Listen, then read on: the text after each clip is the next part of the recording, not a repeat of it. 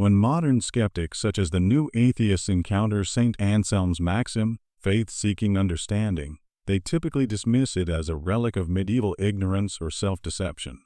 They cannot even conceive that faith might be rational. Much of their incomprehension stems, as we have already noted, from the West's long history of fideism and theological rationalism. Another significant factor lies in a different strand of Western intellectual history, modern philosophy's dogmatic commitment to absolute rational autonomy and the accompanying dogma of subjective intellectual certainty. This commitment was forged in the 17th century by René Descartes. Confronted with radical skepticism, Descartes refused to place the burden of proof on the skeptic, who claims that nearly everyone is fundamentally wrong about reality, and instead assumed that burden himself through his method of doubt. He sought to reconstruct the entire edifice of knowledge upon the supposed bedrock of subjective intellectual certainty, the indubitability of his own thinking, independent of any external reality. This approach forced him to treat subjective thought as a representation or reconstruction of reality, much like the shadowy projections in Plato's allegory of the cave, yet supposedly secured from error by its position of unassailable epistemological certainty. From Descartes, this strand led toward the rationalistic dogmatism of Gottfried Wilhelm Leibniz.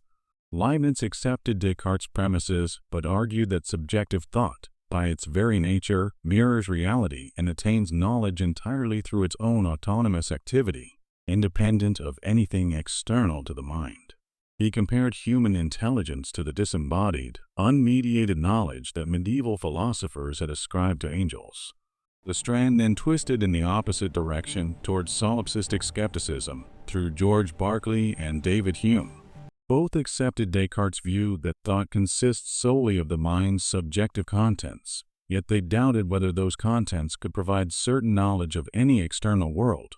For Berkeley, and especially for Hume, the mind's contents yielded knowledge only of themselves and their relations, never of anything beyond the mind. From Berkeley and Hume, the thread returned to center in Immanuel Kant. Kant maintained that the mind could achieve indubitable knowledge of reality, but only if we abandoned any claim to know things in themselves, independent of the mind's organizing categories. His transcendental idealism limited certain knowledge to those aspects of experience that conform to the mind's conceptual framework. Kant's pessimism about things in themselves then led forward to Georg Wilhelm Friedrich Hegel. Hegel tried to overcome the subject-object divide by treating mind as objective spirit, with thought and reality developing as a unity.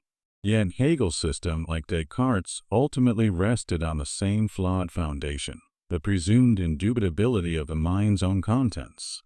That weakness ensured its eventual collapse, clearing the way for the positivist scientism, the existentialists' embrace of absurdity, and the postmodernist celebration of rational nihilism.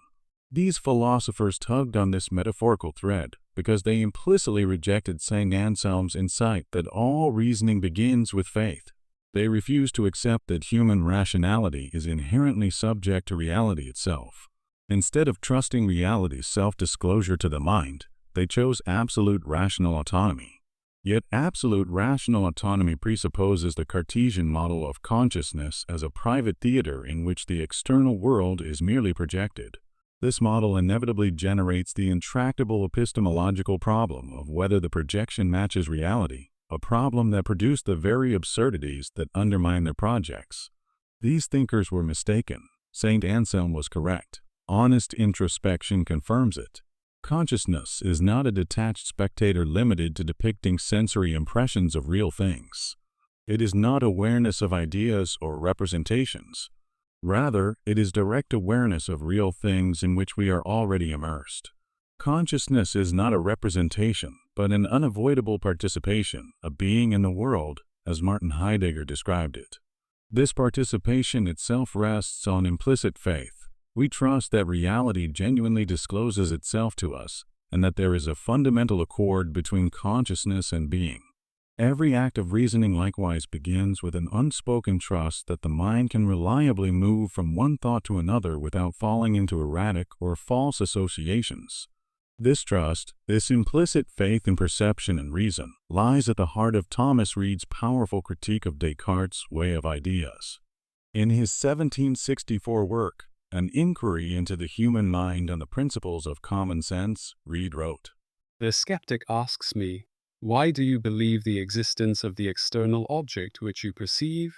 This belief, sir, is none of my manufacture. It came from the mint of nature. It bears her image and superscription.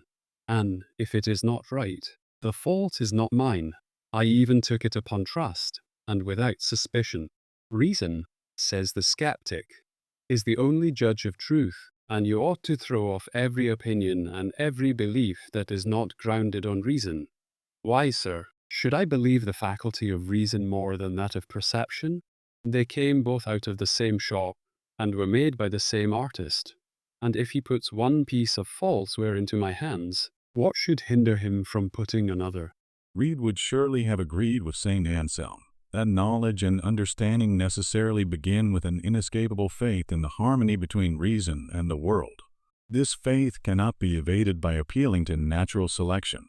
Even granting Darwinian evolution, any alignment between thought and reality would be a functional accident shaped by survival pressures. Such an accident might explain why reason aids survival, but it offers no guarantee that reason can disclose the deeper nature of reality. The efficacy of reason is therefore itself an object of faith, and that faith must be rational, for without it there could be no rationality at all. The new atheist's wholesale rejection of faith is thus not only misguided, but self-defeating. By dismissing faith, they end up believing in the power of reason on insufficient grounds, making them guilty of irrational fideism by their own standards. In contrast, St. Anselm, and Plato before him with the analogous doctrine of anamnesis, presents faith as providing us an inchoate image of truth that we already dimly know, but which reason then helps us to understand more fully.